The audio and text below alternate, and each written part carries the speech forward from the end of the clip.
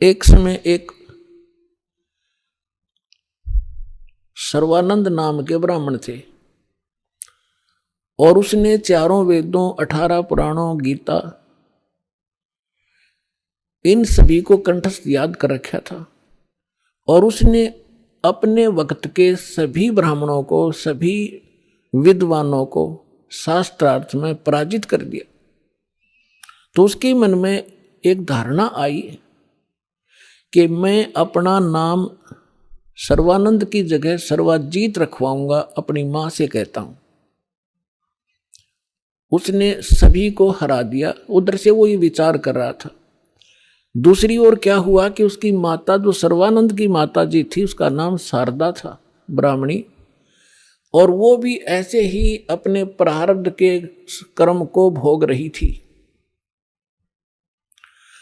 अब ब्राह्मण होने के नाते, और अब उसका पिता, उसका पुत्र विद्वान, जिसने सब विद्वानों को पराजित कर दिया, अपने पुत्र से भी सारे जंतर मंत्र, जो भी गायत्री मंत्र वगैरह अनुष्ठान बताए बेटे ने, वो भी कर लिए। और भी जिसने भी जहां कोई महापुरुष संत तपस्वी बताया वहां भी चली गई, लेकिन उसको कोई राहत नहीं मिली। बहुत बुरी बेचैनी रहे, ना भूख लगे, चारपाई पकड़ रखी, अस्थि पिंजर शेष दिखाई दे। उधरती एक परमात्मा की शिष्या, एक बहन ब्राह्मणी, एक बहन चली गई, ब्राह्मणी नहीं, वैसे एक बहन चली गई किसी कामवश, अन्य जाति की, श्रवण जाति की। तो उसने पूछा कि शारदा कुशल है? उसने चारपाई पे पड़ी पड़ी ने देखा और कहा, बहन कहाँ कुशल हूँ, अंतिम सांस गिन रही हूँ, बहुत परेशान हूँ, काफी वर्षों से असाध्य रोग से पीड़ित हूँ। वो परमात्मा की शिष्या लड़की कहने लगी कि बहन कहीं दिखाया नहीं आपने? कि सभी डॉक्टर दिखा लिए, वैद्यों से चेक करा लिया, और कोई साधु संत आसपास नहीं छोड़ा। सभी ने कह दिया कि तेरे प्रारब्ध का कष्ट है, तेने भोगना ही पड़ेगा। तो उस बहन ने कहा कि यदि आप बुरा ना मानो तो मैं बताऊं, एक महापुरुष आ रहे हैं। वो कहने लगी, बोलो कौन है? कि मेरे गुरुजी से दीक्षा ले लो। मैं भी पहले बहुत परेशान थी, आपसे भी बुरी हालत थी मेरी नहीं, मेरे बच्चों की भी स्थिति थी, मेरे पति को भी तकलीफ थी, प्रेतबाधा थी, और मुझे असाध्य रोग था। उस गुरुजी से दीक्षा लेते ही, और हम कति स्वस्थ हो गए, 2 वर्ष हो गए हम अपना जीवन जी रहे हैं, अपनी नींद सोते हैं, अपनी नींद उठते हैं। तो बैठ गई शारदा कि भाई आज कुछ आशा की चिंगारी नजर आ रही है। तो उसने पूछा, कौन है आपके गुरुजी, मुझे बताओ। तो उस बहन ने बताया कि कबीर नाम है उनका, और जुल्हा कॉलोनी में रहते हैं। कहने लगी, वे मैं तो जुल्हा धाणक है, वो कहाँ जुल्हा है, धाणक है, उल्टी लेट गई नो की नो चारपाई पे। नहीं, हम ब्राह्मण है और वो एक धाणक, इज्जत का नाश हो जा, मैं नाम नहीं लूं। तो उस बहन ने बहुत कहा कि देखो, हमने ज्ञान सुना उस परमेश्वर का, आज आप ब्राह्मणी हो और मृत्यु के बाद आप अन्य जाति में भी तो जन्म ले सकते हो, आप पशु योनि में भी तो जाओगे, तब कहाँ जाएगी या जाति तेरी? तो कहने लगी, बहन तू जा, बस फालतू बात ना करे, इससे अच्छा तो मौत आ जा, वो अच्छा है।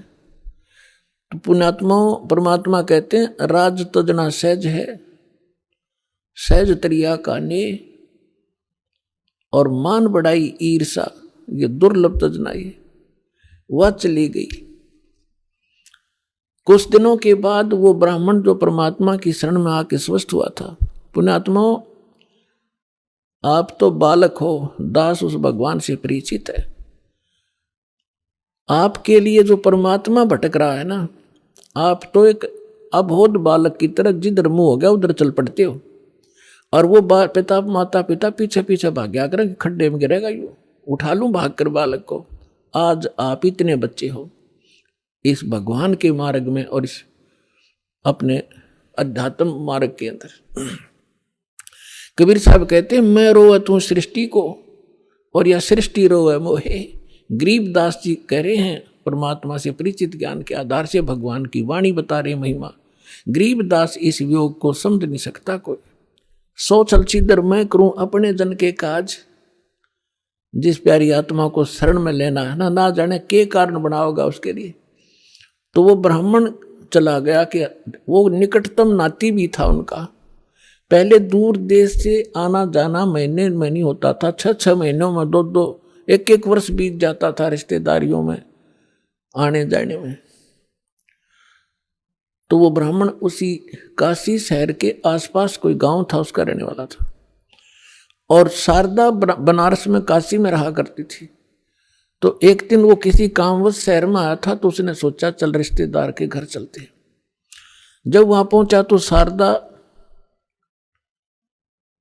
घर अपने उसी तरह उसी स्थिति में थी।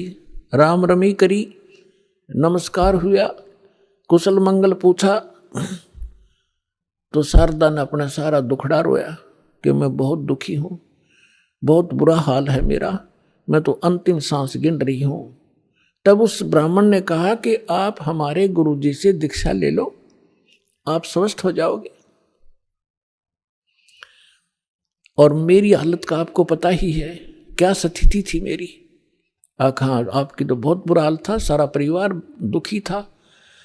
और आप कैसे स्वस्थ हुए कि हम उस परमात्मा आए हैं पृथ्वी पर।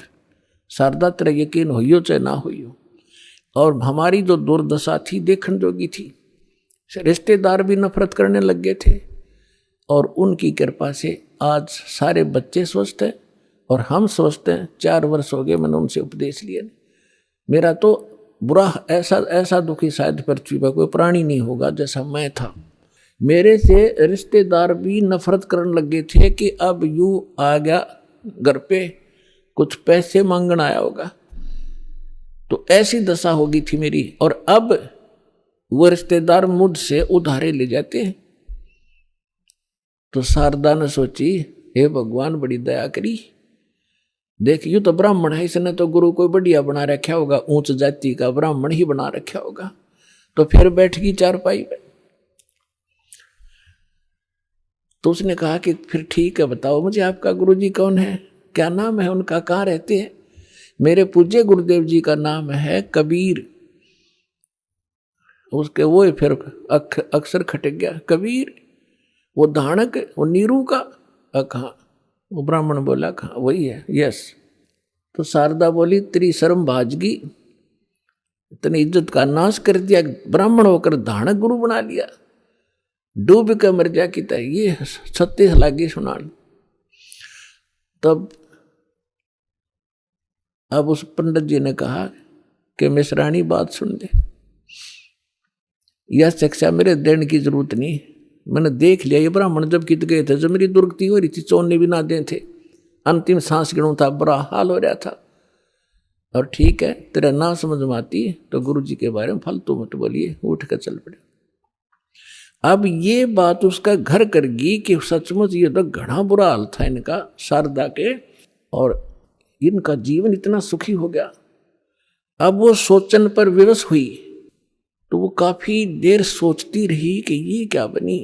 अरे काल ने तो ऐसे बना रखे हैं किले जाति के, ऊंच नीच के। काल ने तो इतना जबरदस्त जाल फैला रखा पुण्यात्मा, परमात्मा बनाई जो टूटे नहीं। अब आप देख रहे हो परमात्मा ने सबसे पहले यह बीमारी काटी कि अब आप देख रहे हो कोई छुआछात नहीं, ऐसी दया करी। ना तो एक बाड़िया और थी, अपने ही समाज में थी, हिंदुआएं में थी, और तो देखी जाओ बाद की देखो दूसरे मजहबों थे, तो यह समाप्त करी। और उस समय ये एक जबरदस्त किला बना रखा था जाति का। अब क्या हुआ, परमात्मा कच्चा काम नहीं छोड़ते। जो दिन मेरी शरण है ताका हूं मैं दास, और गेल गेल लग गया फिर जब तक धरती आकाश।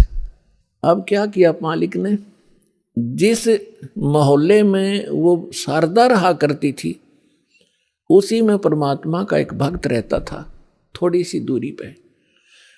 और उसने प्रार्थना की, प्रभु हमारे दास के घर सत्संग कर दो, वहां आस पास के भक्तों को भी पता चलेगा और आपका ज्ञान सुनेंगे, हो सकता है किसी के और भाग जाग जा। परमात्मा ने ठीक कहा कि ठीक है बेटा, रात्रि में सत्संग करेंगे, दिन में अपना काम करो पेट के लिए, रात तो अपनी है, आ जाया करो, चलूंगा मैं तुम्हारे वहां।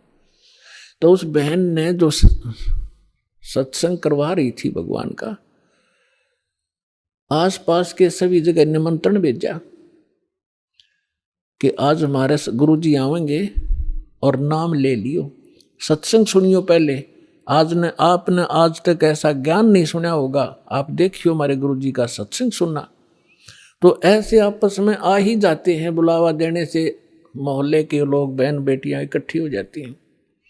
तो उसने शारदा को भी आमंत्रित कर दिया मोहल्ले में होने के नाते। तो शारदा ने पूछा आपके गुरुजी कौन हैं? कि मेरे गुरुजी हैं कबीर साहब, भगवान कबीर। कौन से कबीर? वो धानक। वो शारदा ने कहा कि हाँ वो धानक। आप कुछ भी कहो, वो परमात्मा है। अब शारदा ने के स्कीम बनाई कि भी ऐसे जाऊंगी तो बात बिगड़ेगी, लोग हंसी करेंगे। एक ब्राह्मणी होकर दानक से दीक्षा लेने चल पड़ी और उधर से दुख का पहाड़ टूट रहा। तो उसने अपने ही मन में एक ऐसा विचार किया कि मैं जाऊंगी जरूर, सुना है का आशीर्वाद लेने मात्र से सुख भी हो जाता है। यदि मैं सुखी होगी, मेरा यू दुख दूर हो गया उनके आशीर्वाद से, मैं वहीं चरण पकड़ लूंगी, फिर कति नहीं लोक लाज करूं। अब परमात्मा कहते करे करावे साइया, मन में लहर उठा, दादू से दरजीव के वो आप बगल हो जा। तो पहले रात्रि का समय था, पहले एक जोत जलाया करते देसी घी की, वही तो हवन का काम कराया करती और वही रोशनी का वहां चानना उसी से बनाया करते थे। एक जोत जला रखी देसी घी की, उससे आंगन में थोड़ा सा टमटमाती सी रोशनी थी। अब सभी बहन भाई आ रहे थे, एक साइड बहन बैठ रही थी, एक साइड भक्त बैठ रहे थे, बीच में रास्ता था, सामने भगवान बैठे थे आसन पर। अब शारदा आई, मुंह पर घूंघट काट के। उसने ये सोचा था कि ऐसा घूंघट काट के औरतों में जाकर बैठ जाऊंगी, प्रणाम कर जैसे वो क्रिया करेंगे और मुझे कोई पहचानेगा नहीं। अब जो ही सभी बहन आ रही थी, भगवान के चरण ले रही थी और बैठती जा रही थी। अब वो आगी शारदा भी मुंह ढके आवत थी, परमात्मा के चरण छुए, मालिक ने सिर पर हाथ रखा और कहा, सर्वानंद की माँ ब्राह्मणी पंडितानी, आज दानक के पास कैसे आना हो गया तेरा?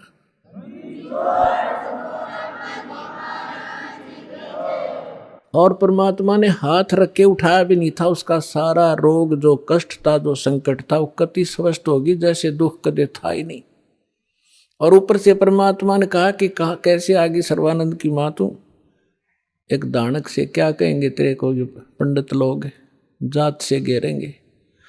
चरण पकड़ दिए उसी समय और फेंक दिया घूंघट उठा के। हे भगवान माफ करना मुझे दुष्टा को, मैं घनी नीच थी, आपके बारे में बहुत कुछ सोचा, आप तो सचमुच भगवान। खड़ी होगी सब न बतावे कि मेरा इतना दुख था, मेरा इतना कष्ट था, मैंने बहुत कुछ अच्छी मंदी भी कही है, तो भगवान पड़े हैं।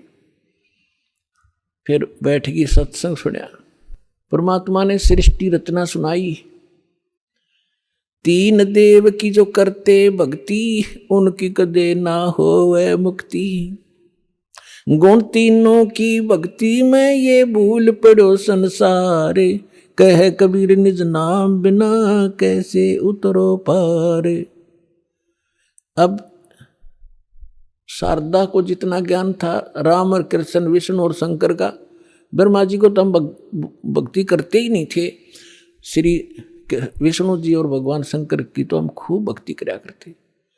अब सारी सृष्टि रचना सुनाई और ऐसा दुख टल गया उस समय, तो सारी स्वीकार करे थी ना, तो अग्रम मग्रम भी करे, वो थोड़े बहुत हुआ, तो वो भी मालिक ने पहले उसका समाधान कर दिया और सारी सुने थी, सारी हृदय में समावे थी। लगातार उसने आसपास जहां भी सत्संग परमात्मा का होता था वह सारे जान लगी और उसको काफी ज्ञान हो गया। एक दिन क्या हुआ, उसका लड़का जो सर्वानंद था उसने अपनी मां से कहा कि मां, मैंने इस आसपास के सभी विद्वानों को शास्त्रार्थ में पराजित कर दिया है, अब मैं चाहता हूं कि मेरा नाम सर्वानंद से बदलकर आप सर्वाजीत रख दो। तो मां ने कहा कि बेटा, नाम अच्छी बात है, तेने विद्वानों को जीत लिया, बड़ी अच्छी बात है, लेकिन सर्वानंद भी तो अच्छा नाम है, इसमें क्या दिक्कत है। तो उसने कहा माता जी ऐसा है ना, अब सबको अपने आप पता लग जाएगा कि इसने सबको पराजित कर दिया, सब पर विजय प्राप्त कर लिया, इसलिए मैं अपना नाम सर्वजीत रखवाना चाहता हूं।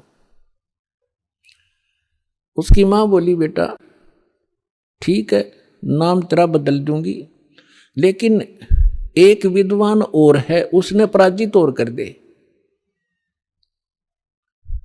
तो वो कहने लगा बताओ बताओ कौन है।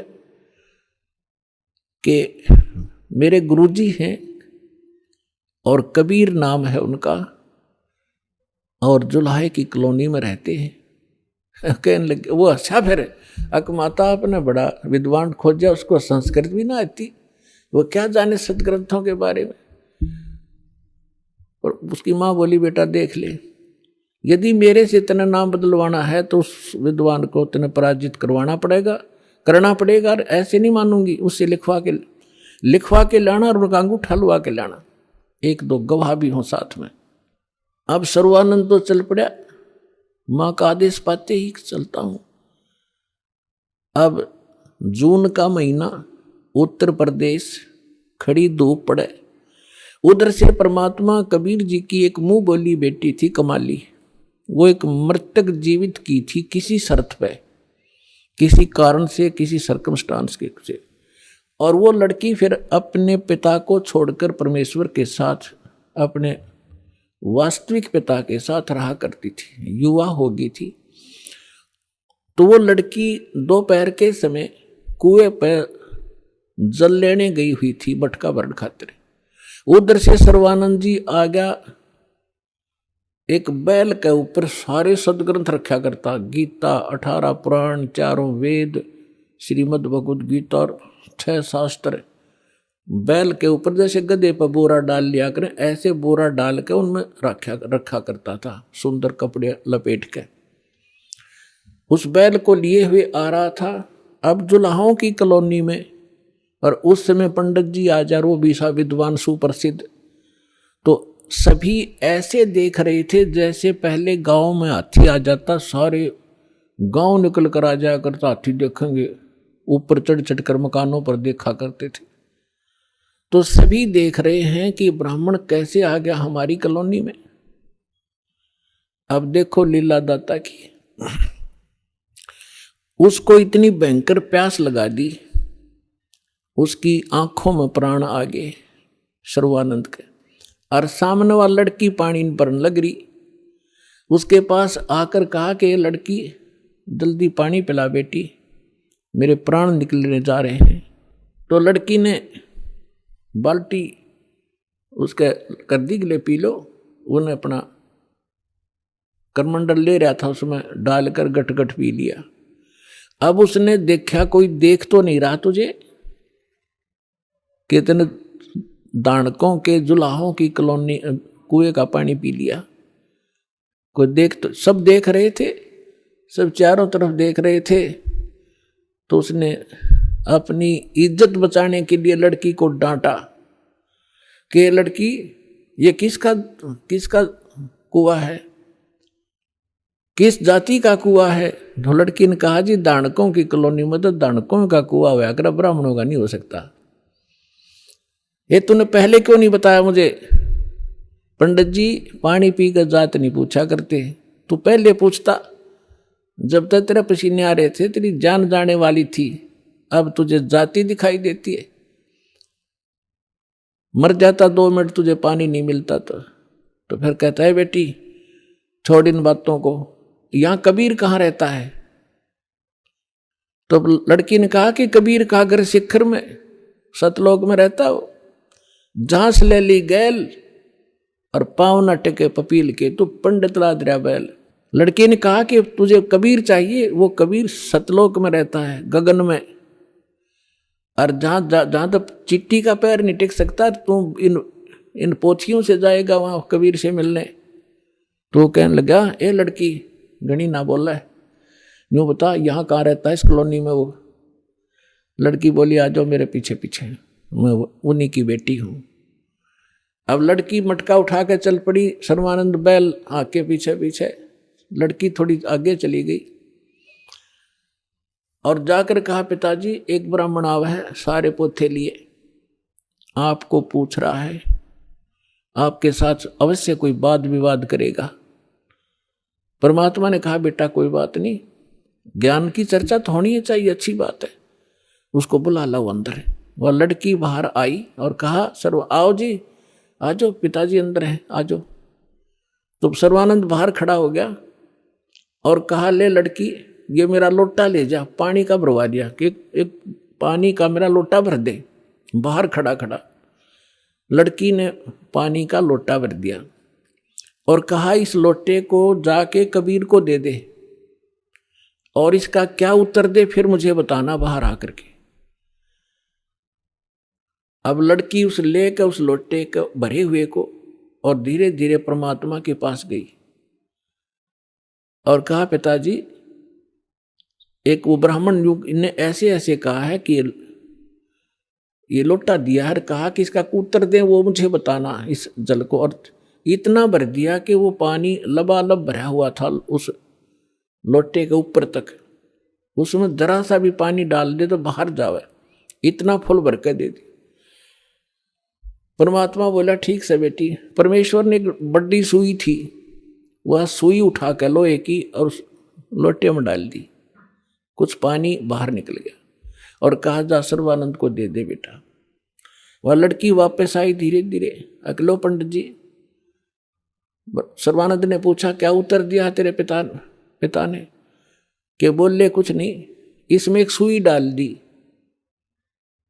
और आप पूछ लो इन्होंने क्या मतलब है इसका। तो अंदर आया सर्वानंद।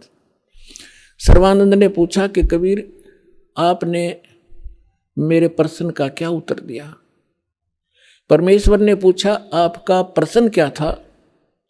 मेरा प्रश्न ये था, ये संकेत था, पानी के लोटे को फुल भर के आपके पास इसलिए भेजा था कि मैं ज्ञान से परिपूर्ण हूँ और मैंने सभी आसपास के विद्वानों को पराजित कर दिया है।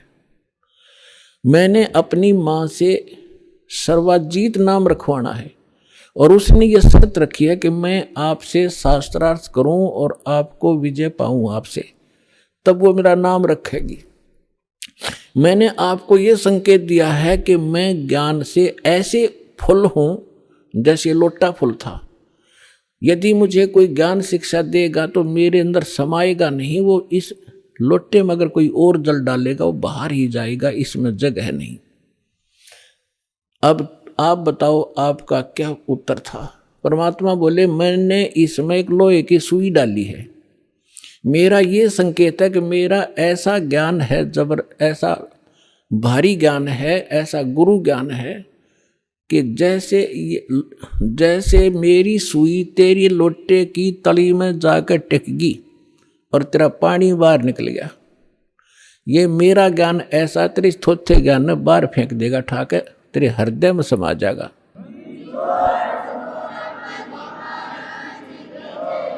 और ज्ञान सब ज्ञानड़ी, कबीर ज्ञान सो ज्ञान, जैसे गोला तोब का वही करता चले मैदान। अब सर्वानंद ने कहा कि ठीक है, आप करो शास्त्रार्थ। उसी समय वहां आसपास के जुलाहे और उनकी गोष्ठी सुनने के लिए आकर बैठ के, वो बेचारे भोले भाले अनएजुकेटेड सामने बैठ के सर्वानंद ने कहा कि कबीर बोल क्या प्रश्न करेगा? परमेश्वर ने कहा कि कौन ब्रह्मा का पिता है, कौन विष्णु की माँ, शंकर का दादा कौन है, पंडित जी दियो बता। ब्रह्मा विष्णु महेश के माता पिता कौन है, इनका दादा कौन है। अब सर्वानंद की बुद्धि तो वहीं टिकी हुई थी, ये सर्वेश्वर है महेश्वर है, इनके कोई माता पिता नहीं है। आप ऐसे ही कह रहे हो, इनके कोई माता पिता नहीं। अब परमेश्वर ने कहा कि आप देवी भागवत तीसरा स्कंद निकालो, और उसमें ये स्वयं स्वीकार करते हैं। देखिएगा श्री देवी भागवत यानी देवी पुराण सचित्र मोटा टाइप, गीता प्रेस गोरखपुर से प्रकाशित है।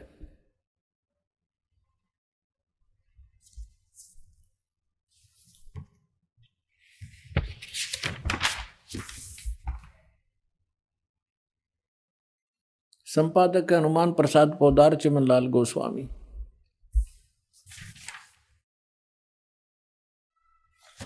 और ये गीता प्रेस गोरखपुर से प्रकाशित है।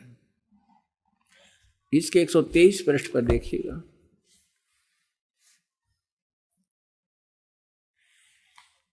तीसरा स्कंद। विष्णु भगवान विष्णु जी अपनी माता दुर्गा की स्तुति करते हुए कहते हैं, तुम शुद्ध स्वरूपा हो, ये सारा संसार तुम इसे उद्भासित हो रहा है। मैं ब्रह्मा और शंकर हम सभी तुम्हारी कृपा से विद्यमान हैं। हमारा तो आविर्भाव माने जन्म और तिरोभाव माने मृत्यु हुआ करता है। हमारा तो जन्म मृत्यु होता है, केवल तुम ही नित्य हो, जगत जननी हो, प्रकृति और सनातनी देवी हो। भगवान शंकर बोले, देवी यदि महाभाग विष्णु तुम्हीं से प्रकट हुए हैं तो उनके बाद उत्पन्न होने वाले ब्रह्मा भी तुम्हारे ही बालक हुए। फिर मैं तमोगुण लीला करने वाला शंकर क्या तुम्हारी संतान नहीं हुआ? अर्थात मुझे भी उत्पन्न करने वाली तुम ही हो।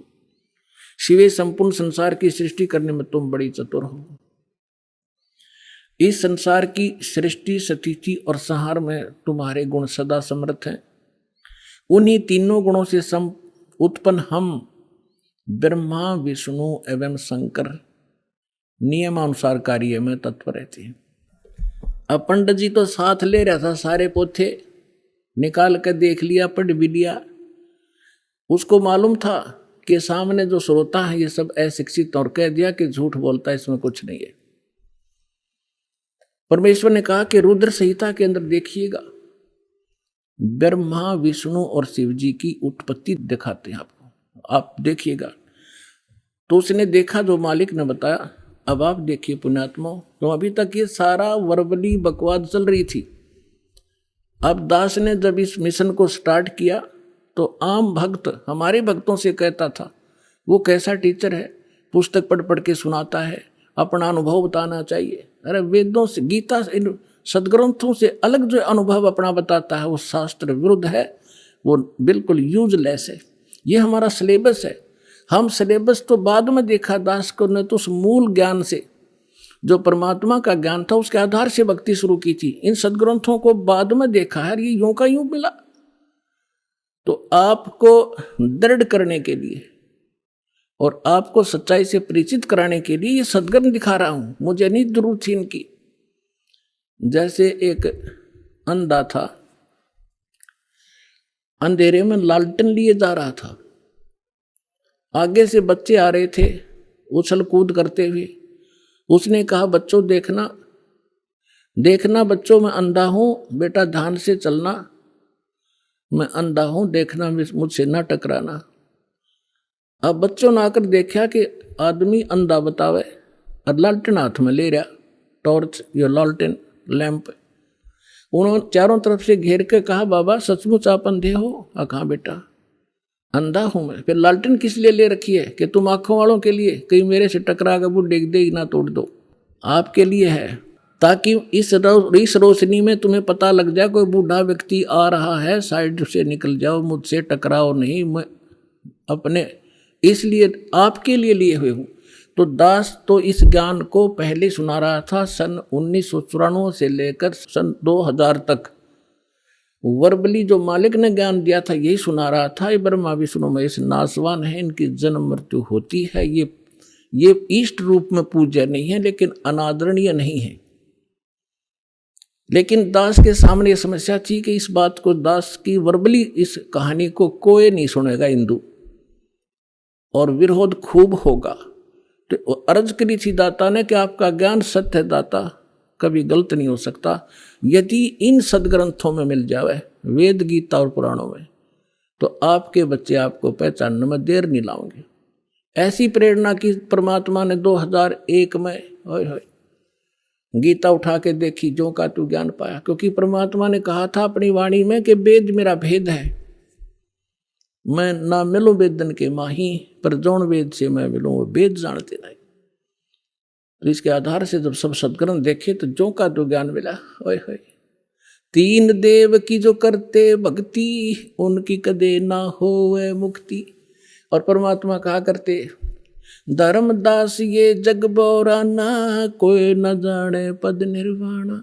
यही कारण मैं कथा पसारा, जग से कोई ये एक राम नियारा। अब मैं तुमसे कहूँ चिताई, तेरे देवन की उत्पत्ति भाई। माँ अष्टंगी पिता निरंजन, ये जमदारुण वंशन अंजन। तीन पुत्र अष्टंगी जाए, ब्रह्मा विष्णु शिव नाम धराए। 600 वर्ष पहले भगवान उस सुख संवेद में ये अमृत ज्ञान बता गए थे। लेकिन उस समय इतना विरोध किया था इन नकली संतों मंडलेश्वरों ने, परमात्मा के साथ कहर तो ले थे। वो सारी लीला धीरे धीरे सुनाएंगे आपको। आज वही ज्ञान हमारे पुराण बता रहे हैं कि ब्रह्मा विष्णु महेश के माता पिता हैं, दुर्गा इनकी माता है, ये ज्योत स्वरूपी निरंजन ये काल इनका पिता है। और ये भगवान 600 वर्ष पहले बताया करते, क्योंकि वो तो दादा है इनके। दादा तो बाप की भी डेट ऑफ बर्थ बता और पोत्या की भी बता दे, तो पहले बता कर जा रहे थे। अरे नकलियान हमारे तक सारा अज्ञान भर रखा था। अब देखिएगा शिवपुराण, ये संक्षिप्त शिवपुराण सचित्र मोटा टाइप, केवल हिंदी, गीता प्रेस गोरखपुर से प्रकाशित है। इसके संपादक कौन है?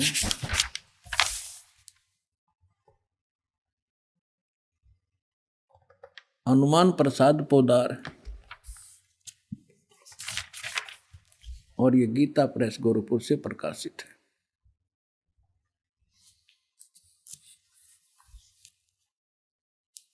ये देखिएगा, ये है रुद्र संहिता, और यहाँ अध्याय नंबर 5 हम यहाँ पर पढ़ेंगे थोड़ा सा। अपने पुत्र नारद की यह बात सुनकर लोक पितामह ब्रह्मा वहाँ इस प्रकार बोले। हमने 98 से प्रारंभ किया है, 98 से 98 से। अब हम 99 पर पढ़ देंगे, 99 पर। ब्रह्मा जी ने, नारद जी ने ब्रह्मा जी से पूछा था। ब्रह्मा जी कहने लगे, ब्रह्मा जी ने कहा, ब्रह्मन देव शिरोमणे, तुम सदा समस्त जगत के उपकार में लगे रहते हो। तुमने लोगों के हित की कामना से बहुत उत्तम बात पूछी है। जिस समय समस्त चराचर जगत नष्ट हो गया था, सर्वत्र केवल अंधकार ही अंधकार था। न सूर्य दिखाई देता था, न चंद्रमा, अन्य ग्रहों का भी और नक्षत्रों का भी पता नहीं था। उस समय तत् सत ब्रह्म, इस श्रुति में जो सत सुना जाता है एकमात्र वही शेष था। अब हम 100 पृष्ठ पर आगे अपने काम की बात पढ़ेंगे। शिव महापुराण रुद्र संहिता हम पढ़ रहे हैं। जिस परब्रह्म के विषय में ज्ञान और अज्ञान से पूर्ण, यानी कुछ साची कुछ झूठी उक्तियों द्वारा इस प्रकार विकल्प किए जाते हैं, उसने कुछ काल के बाद सृष्टि का समय आने पर द्वितीय की इच्छा प्रकट की। उसके भीतर एक से अनेक होने का संकल्प उदित हुआ।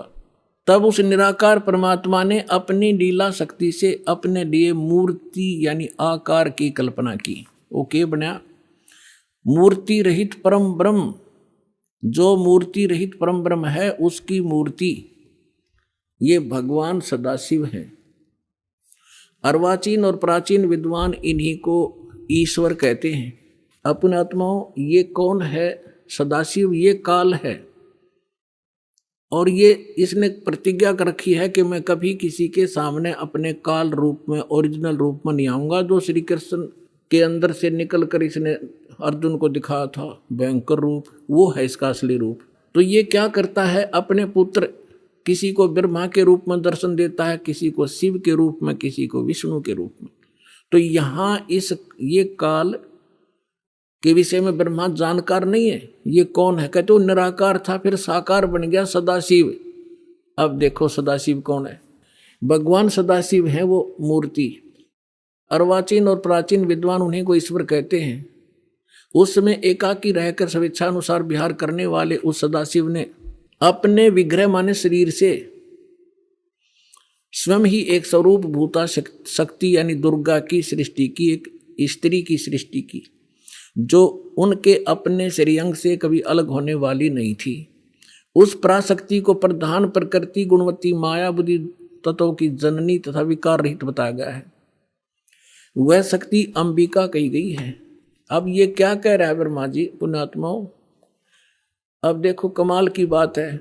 देवी पुराण के अंदर तीसरे स्कंद में ब्रह्मा जी अपने पुत्र नारद को बताता है कि बेटा, मैं जब उत्पन्न हुआ मैं कमल के फूल पर बैठा था और युवा मेरा शरीर था। मुझे नहीं मालूम मैं किसने उत्पन्न कर दिया, मेरा उत्पत्ति करता कौन है, मैं कुछ नहीं जानता। अब यूँ बताओ है उस अपने बाप की उत्पत्ति वो क्यों कर बना। तो ये आपे कह रहा है कुछ सच्ची कुछ झूठी। तो ये इसने परमात्मा जो प्रथम बार आए थे वो इस ब्रह्मा से मिले, विष्णु जी से मिले, शिव जी से मिले थे। उनको सृष्टि रचना सारी कथा सुनाई थी। इन्होंने एक बार तो स्वीकार किया था, फिर काल प्रेरणा से माल्य के ज्ञान को रिजेक्ट कर दिया था। अब वो सुना हुआ ज्ञान यहाँ कुछ अटकलबाजी कर रहा है। ये परमात्मा ने तो ये बता रखा है कि इस काल ने दुर्गा को खा लिया था, बुरी नीयत वो उसके पेट में चली गई थी, फिर वो परमेश्वर ने आकर निकाली थी, तब ये दोनों पति पत्नी रूप में रहने लगे थे। अब ब्रह्मा जी इसको दूसरे ढंग से कह रहा है कि उस सदाशिव ने इसने सिर पैर का पता नहीं कि उसने अपने शरीर से एक स्त्री उत्पन्न की जो कभी उसके अंग से अलग होने वाली नहीं थी। अब ये देखिएगा, उस समय एकाकी रहकर स्वेच्छानुसार विहार करने वाले सदाशिव ने अपने विग्रह से स्वयं ही एक स्वरूप भूता शक्ति की सृष्टि की जो उनके अपने श्रेयंग से कभी अलग होने वाली नहीं थी। वो कौन है? उस पराशक्ति को प्रधान भी कहते हैं। ये प्रधान शब्द राखियो याद, प्रकृति भी याद रखना। ये प्रधान और प्रकृति शब्द आपके श्रीमद् भगवद गीता के अंदर दास सिद्ध करेगा कि दुर्गा और काल के संयोग से ब्रह्मा विष्णु महेश की उत्पत्ति हुई। वहाँ ये प्रधान और प्रकृति शब्द है। तो ये समझना कौन है ये प्रधान। ये कह रहे हैं उसी को प्रधान प्रकृति गुणवती माया बुद्धि जनों तत्वों की जननी तथा विकार रहित बताया। वह शक्ति अंबिका कही गई है। उसी को प्रकृति सर्वेश्वरी और त्रिदेव जननी, ओह, ब्रह्मा विष्णु महेश की माता, उनको उत्पन्न करने वाली नित्य और मूल कारण भी कहते हैं। सदाशिव द्वारा प्रकट की गई यानी उसके शरीर से निकली हुई उस शक्ति के 8 भुजाएं हैं, अष्टंगी। 3 पुत्र अष्टंगी जाए, ब्रह्मा विष्णु शिव नाम धराए। 600 वर्ष पहले मालिक बता गए थे। आज हमारे ये पवित्र सदग्रंथ उसको सेकंड कर रहे हैं, समर्थन कर रहे हैं भगवान की वाणी का। और जिनको संस्कृत भी नहीं आवती, ब्राह्मण कहा करते गुरु जी हमारे, क्या जाने दानक जुला, वो समृद्ध थे, सब वो प्रत्येक चींटी तक की भाषा जानते, सब पशु पक्षियों की भाषा जानते हैं। और इन्होंने उसको रिजेक्ट करके डाल रखा था लाल को। अब संभालो पुण्यात्माओं, आपका कल्याण हो जाएगा। उसको सदाशिव द्वारा प्रकट की उसकी शक्ति के 8 भुजाएं हैं। नाना प्रकार के आभूषण उसके श्री अंगों की शोभा बढ़ाते हैं। वह देवी नाना प्रकार की गतियों से संपन्न है और अनेक प्रकार के अस्त्र शस्त्र धारण करती है। एकाकिनी होकर वह माया संयोग वसात अनेक हो जाती है। वे जो सदाशिव हैं उन्हें परम पुरुष ईश्वर शिव शंभु और महेश्वर कहते हैं। यहाँ देखिएगा, अब 101 पृष्ठ पर आ गए हम। रुद्र संहिता। वे अपने सारे अंगों में भस्म रमाए रहते हैं उन काल रूपी ब्रह्म ने। इसको काल कहो, ब्रह्म कहो, सदाशिव कहो, उन काल रूपी ब्रह्म ने एक ही समय शक्ति के नाथ, ये नाथ नहीं, शक्ति के साथ शिवलोक नामक क्षेत्र का निर्माण किया था। उस उत्तम क्षेत्र को काशी कहते हैं। वह परम निर्वाण व मोक्ष स्थान है जो सबके ऊपर विराजमान है। वे प्रिय और प्रियतम, वो पति पत्नी रूप में शक्ति और शिव, दुर्गा और काल जो परमानंद स्वरूप है, उस मनोरम क्षेत्र में नित्य निवास करते हैं। शिव और शिवा ने, काल और दुर्गा ने प्रलय काल में भी उस क्षेत्र को अपने सानिध्य से मुक्त नहीं किया। अब यहाँ देखना, देवर से एक समय उस आनंद वन में रमण करते हुए शिवा और शिव के मन में, दुर्गा और काल के मन में, ब्रह्म के मन में यह इच्छा हुई कि किसी दूसरे पुरुष की सृष्टि करनी चाहिए, यानी कोई संतान उत्पन्न करनी चाहिए। ऐसा विचार करके देखिएगा, यह सृष्टि, जिस पर यह सृष्टि संचालन का महान भार रखकर हम दोनों केवल काशी में रहकर इच्छा अनुसार विचरें और निर्वाण धारण करें। इन्होंने ये सोचा कि वे एक पुत्र उत्पन्न करें और उसके हवाले सारा इंचार्ज कर, जो चार्ज दे दे, हम फिर आराम तरह करेंगे, देख विचरे। ऐसा निश्चय करके शक्ति सहित सर्वव्यापी परमेश्वर शिव ने अपने वाम भाग के 10वें अंग पर अमृत मल दिया। ये तटपट करनी थी, यानी उन पति पत्नी व्यवहार किया। फिर तो वहां से एक पुरुष प्रकट हुआ, एक लड़का उत्पन्न हुआ। ये देखिएगा 102 पृष्ठ पे, सदा संक्षिप्त रुद्र संहिता हम पढ़ रहे हैं। शिव ने कहा, वत्स, शिव ने कहा, बेटा, व्यापक होने के कारण तुम्हारा विष्णु नाम विख्यात हुआ। अब काल और दुर्गा का बेटा यानी विष्णु की उत्पत्ति होगी, दोनों से सिद्ध हुआ। अब यहां देखो, ये 6वां अध्याय समाप्त हुआ। अब यहां देखिएगा 7वां शुरू हुआ।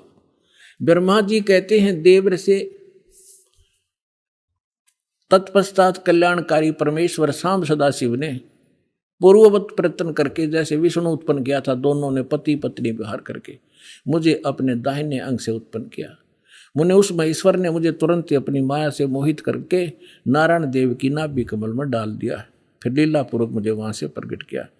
इस प्रकार इस कमल के से उत्पन्न के पुत्र के रूप में मुझे हिरण्यगर्भ का जन्म हुआ। अब ये शिव पुराण का अनुवाद करता विचलित हो गया कि यहाँ तक, क्योंकि शिव का पुजारी होगा यू, इसने यहाँ तो कर दिया कि विष्णु और ब्रह्मा की उत्पत्ति तो बता दी क्लियर कि सदाशिव काल रूपी ब्रह्म और दुर्गा, इनसे दोनों की उत्पत्ति होगी।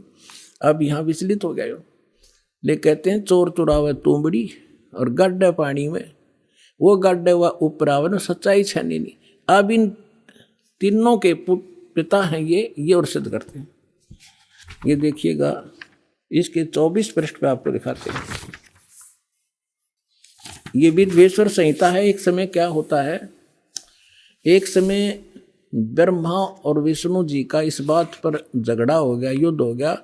ब्रह्मा जी कहने लगे मैं तेरा बाप विष्णु जी को, विष्णु जी कहने लगे मैं तेरा बाप, तो मेरी नाभि कमल से उत्पन्न हुआ। इन दोनों का झगड़ा हो गया। ये लंबी कहानी फिर बताएंगे। तो इनके पिता ने सोचा ये लड़का मरेंगे, उसने इनके बीच में एक लिंग खड़ा कर दिया, एक तेजो में पिलर, नीचे से बहुत लंबा चौड़ा। ये दोनों युद्ध करना बंद कर गए, उसके और छोर खोजने लगे। तब ये पहुंच गया अपने पुत्र शिव का रूप धारण करके, और फिर इनसे कहने लगा कि तुम ज्ञान देने लगा, समझाने लगा। तो इन्होंने फिर जो प्रश्न उत्तर किए वो सुनाते हैं, देखिएगा, इससे पता चलेगा ये कौन है। ये है विद्वेश्वर संहिता,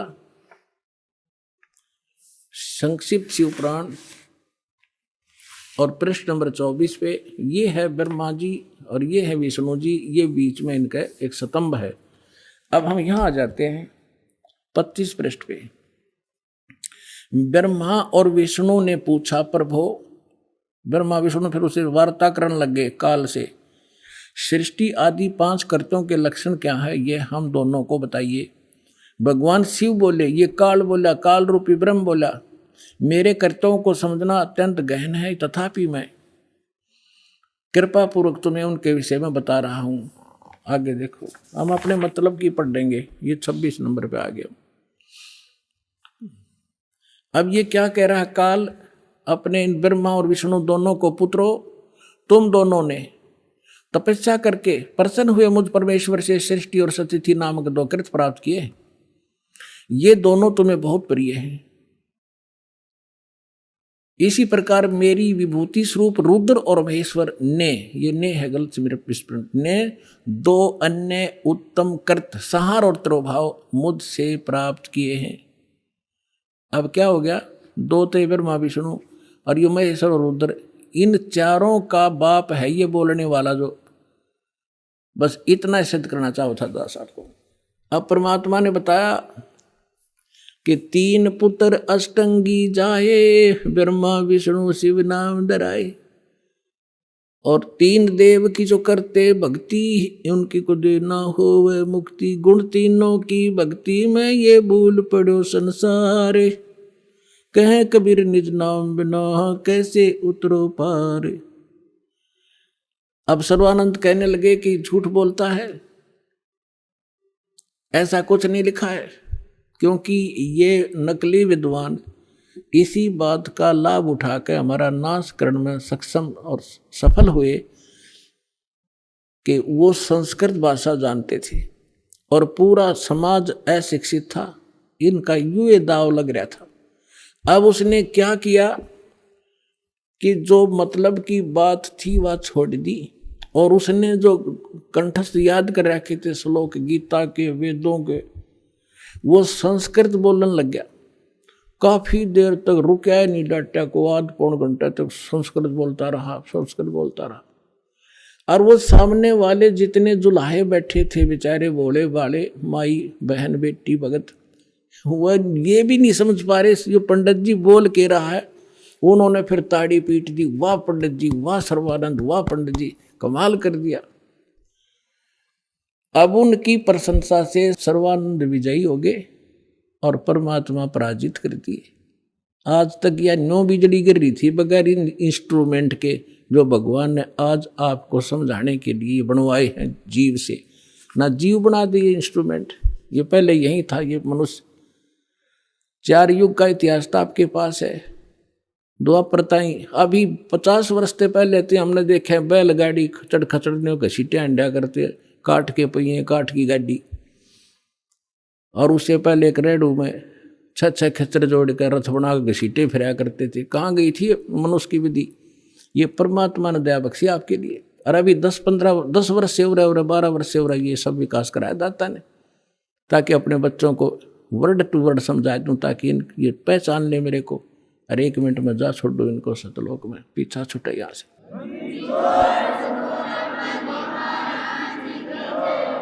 अब सर्वानंद फूल गया। भगवान की बात, उनको तो सिर्फ हार जीत चाहिए थी, भक्ति ना भगवान। तो परमात्मा बोले भाई ठीक है सर्वानंद, आप जीत के मार गया, अब ठीक है जा तू अपने घर में। कहने लगा ऐसे नहीं जाऊंगा, मेरी माँ ने कहा है कि लिख कर दे तू। परमात्मा बोले मैं तो अशिक्षित हूं, तू लिख ले। आप लिख लो, मैं अंगूठा ला दूंगा। हाँ ठीक है। उसने लिख लिया। शास्त्रार्थ में सर्वानंद विजयी हुए और कबीर जी पराजित हुए। परमात्मा का अंगूठा लगवा लिया और लेकर कागज ने चल पड़ा। अब वहां जाकर अपनी माँ से, उसकी माँ को, माँ बोली रे भाई आ गया? कहाँ आ गया माँ? हो गया तुम्हारा शास्त्रार्थ? हक हो गया। 2 मिनट में हार गया। उसने जाते हार मान ली माँ मेरे से। तो उसकी माता जी ने कहा कि बेटा मैंने जो प्रार्थना की थी आपसे, कुछ लिखवा के लाया तू? हाँ, मैं कच्चा काम थोड़ा ही करता हूँ, ये देख। परमात्मा बोली बेटा पढ़ के सुना। अब उसने पढ़ा। शास्त्रार्थ में सर्वानंद हार गया, कबीर साहब विजयी हो गए। उसकी माँ बोली रे तू तो हार का रहा मूर्ख, अब पढ़ने लग रहा। ओहो माता जी ऐसा है ना, मैं कई दिन से शास्त्रार्थ में लगातार रात्रि में जाग रहा था, गलती से लिखा गया मेरे से उल्ट लिखा गया। अकजा अब के ठीक लिख ले तू। वो दूसरी बार फिर पहुंचा कि कबीर जी ऐसे है मेरे से लिखने में कोई त्रुटि रह गई है, मेरी माँ नहीं मान रही है, फिर से लिखवाना पड़ेगा। अब फिर लिख लो पंडित जी, मेरा कौन सा अंगूठा किस्सा है, कितनी बार लवा ले। उसने लिख लिया खूब सूझबूझ से। शास्त्रार्थ में सर्वानंद विजयी हुए, कबीर जी पराजित हुए, परमात्मा ने अंगूठा ला दिया। वो फिर जाकर कहा कि ले माता जी सुनाऊं। पहले तो उसको ही भ्रम था कि शायद मेरे से गलत लिखा गया होगा। अब सुना बेटा, शास्त्रार्थ में सर्वानंद उड़ अटक गया। अब बोल आगे बोलता क्यों ना, नहीं बोला माँ ही कभी गलत लिखा गया है। तो शास्त्रार्थ में सर्वानंद हार गए, कबीर साहब विजयी हुए, उसमें फिर ये लिखा पाया। उसने उसका फिर भ्रम रह गया कि माँ फिर लाऊं लिखवा कर, जा बेटा फिर लिखवा ले। अब तीसरी बार फिर परमात्मा बोले लिख लो, होगी होगी लगी होगी चूक आपके, कोई बात ना। उसने फिर ऐसे लिख लिया और परमात्मा का अंगूठा लगवा लिया। अब जब उसने सोचा कि जब मैं बाहर पढ़ता हूं तो ये ठीक पाव है, और माँ के सामने जाता हूं इसमें यह के बिजली गिरे, तो बाहर से ही आंगन से ही उस पर नजर टिका ली। अंदर अपने घर में घुसने से पहले उस पर न्यू करता था, कति न्यू डांट रहा नजर।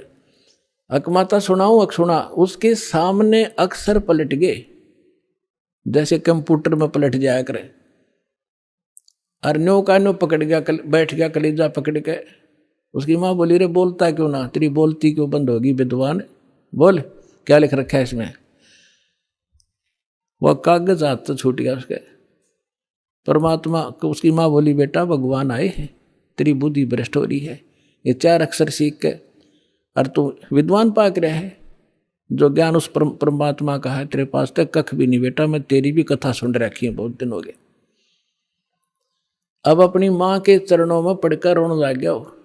नो बोला माँ मैं तो घना नीच हूँ, सचमुच जो वो बोल रहे थे सारी लिखी है पुराणों में, जो वो बतावे थे, और मैंने अहंकार वश कति नहीं मानी।